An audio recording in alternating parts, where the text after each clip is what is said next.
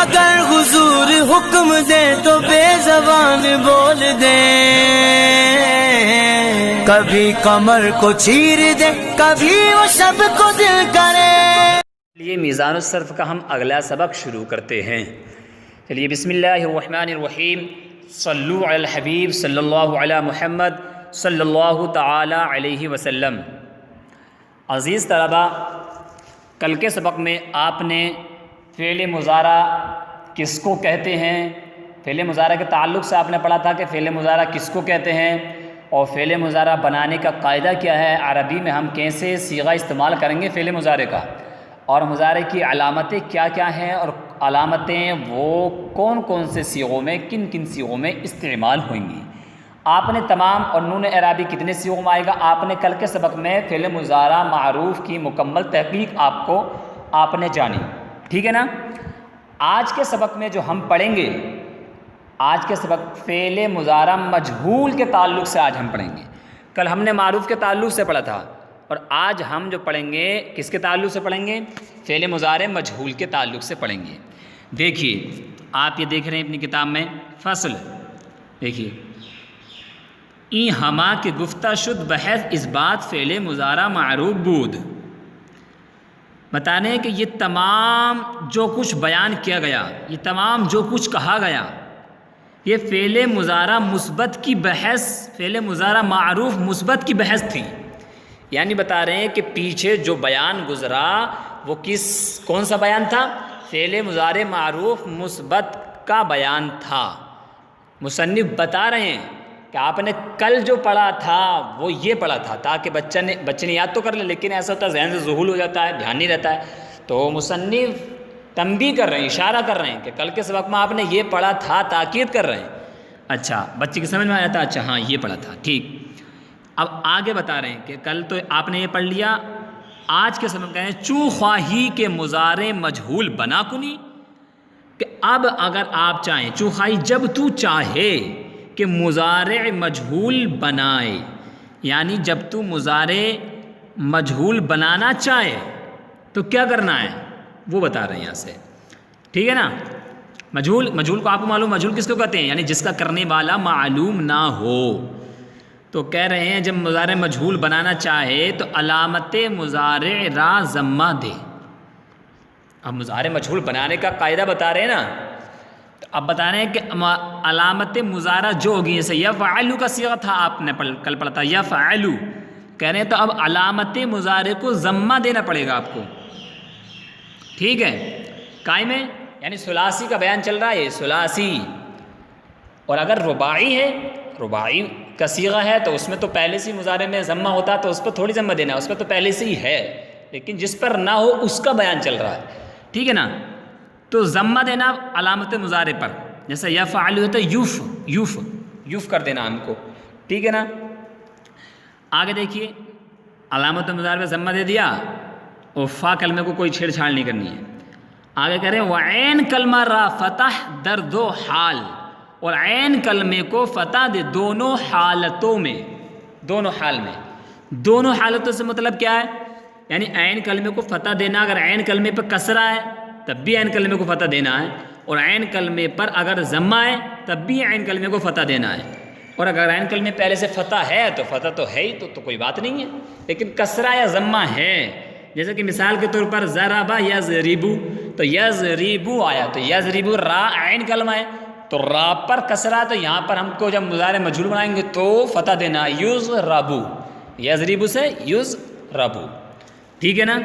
اسی طریقے سے جیسے نصارہ ینصرو ہے، تو ینصرو ہے نا، تو صاد عین کلمہ اس پر ضمہ ہے تو وہاں پر فتح دینا ینصرو، اوکے۔ اور اگر پہلے سے فتح ہے تو کوئی ٹینشن نہیں ہے، پھر جیسے یعلم تو یعلم ہی رہے گا، تو یعلم ہو جائے گا بس۔ تو علامت مضارع کو ضمہ دیں گے آپ، اور عین کلمے کو فتح دیں گے دونوں حالتوں میں، دونوں حالتوں سے مراد کیا آپ نے سمجھ لیا۔ اچھا لام کلمے کو کیا کرنا ہے، کہتے ہیں لام کلمہ را بر حالت خود بگزار، لام کلمے کو اپنی حالت پر چھوڑ دیجئے، یعنی لام کلمے پہ پہلے ضمہ تھا نا، تو آپ ضمہ ہی رہنے دیں، اس میں کوئی چھیڑ چھاڑ نہ کریں، جس میں نون اعرابی ہے نون اعرابی رہنے دیں۔ تو بس علامت المضارع کو ضمہ دینا اور عین کلمے کو فتح دینا ہے، بس 2 تبدیلیاں ہوں گی، اور باقی جو معروف میں جیسے گردان تھی باقی وہی رہے گی، گردان پوری، آگے پیچھے کچھ نہیں بدلے گا، بس اسی گردان میں علامت المضارع پر ضمہ آ جائے گا اور عین کلمے پر فتح آ جائے گا۔ تا مضارع مجہول گردد، تاکہ مضارع مجہول ہو جائے، تاکہ مضارع مجہول بن جائے، ٹھیک ہے۔ اچھا دیکھیے گردان، دیکھیے یہاں سے یہ بحث اس بات فعل مضارع مجہول، میں نے آپ کو بتایا بحث، اس کے بارے میں بتایا بحث کو بحث کیوں کہتے ہیں، میں نے بتا دیا ہے۔ اس بات یعنی مثبت، یعنی جس میں کسی کام کا ہونا یا کرنا سمجھا جائے، مثبت ہے یعنی منفی نہیں ہے۔ فعل مضارع، مضارع کی تعریف آپ نے پڑھ لی ہے، مجہول یعنی جس کا کرنے والا یعنی فاعل جس میں ذکر نہ کیا جائے، تو بحث اس بات فعل مضارع مجہول، آپ اچھے سے توجہ سے سنیں کیونکہ صرف کا بہت دخل ہوتا ہے ترجمہ عربی کا ترجمہ کرنے میں، عربی کا ٹرانسلیشن کرنے میں اردو میں، یہ بہت دخل ہوتا ہے، جب تک آپ کو معلوم نہیں ہوگا کہ مضارع مجہول کا کیا صیغہ استعمال ہوتا ہے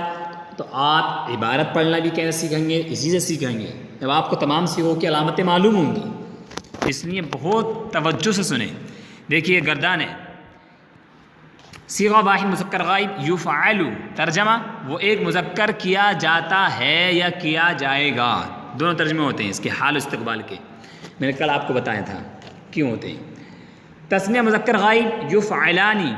وہ 2 مذکر کیے جاتے ہیں یا کیے جائیں گے۔ جمع مذکر غائب یفعلون، وہ سب مذکر کیے جاتے ہیں یا کیے جائیں گے۔ واحد مؤنث غائب تفعل، وہ ایک مؤنث کی جاتی ہے یا کی جائے گی۔ تسنیہ مؤنث غائب تفعلانی، وہ 2 مؤنث کی جاتی ہیں یا کی جائیں گی۔ جمع مؤنث غائب یفعلن، وہ سب مؤنث کی جاتی ہیں یا کی جائیں گی، ٹھیک۔ واحد مذکر حاضر تفعل، تو ایک مذکر کیا جاتا ہے یا کیا جائے گا۔ تسنیہ مذکر حاضر تفعلانی، تم 2 مذکر کیے جاتے ہو یا کیے جاؤ گے۔ جمع مذکر حاضر تفعلون، تم سب مذکر کیے جاتے ہو یا کیے جاؤ گے، یعنی اس کے ترجمے ہیں نیچے گردان کے۔ واحد مؤنث حاضر کا صیغہ تفعلینا، تو ایک مؤنث کی جاتی ہے یا کی جائے گی۔ تسنیہ مؤنث حاضر کا صیغہ تفعلانی، تم 2 مؤنث کی جاتی ہو یا کی جاؤ گی۔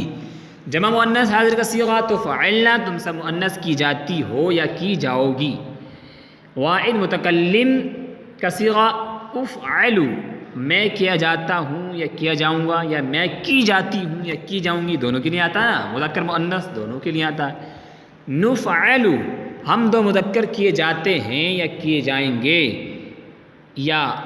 ہم 2 مؤنث کی جاتی ہیں کی جائیں گی، یا ہم سب مذکر کیے جاتے ہیں، اس کا دونوں مذکر مؤنث تثنیہ جمع دونوں کے لیے استعمال ہوتا ہے، ٹھیک ہے۔ تو آپ اس گردان کو اچھے سے فٹافٹ یاد کر لیں، جیسے گردان یاد کرنی ہے ہمیں اور ذہن میں رکھنا کون سا صیغہ کون سا ہے، ٹھیک ہے۔ تو گردان یاد کر رٹ لیں اس طریقے سے، یفعل یفعلان یفعلون تفعل تفعلان یفعلن تفعل تفعلان تفعلون تفعلین تفعلان تفعلن افعل نفعل، یعنی بہت تیزی کے ساتھ آپ کی جتنی سپیڈ ہو سکے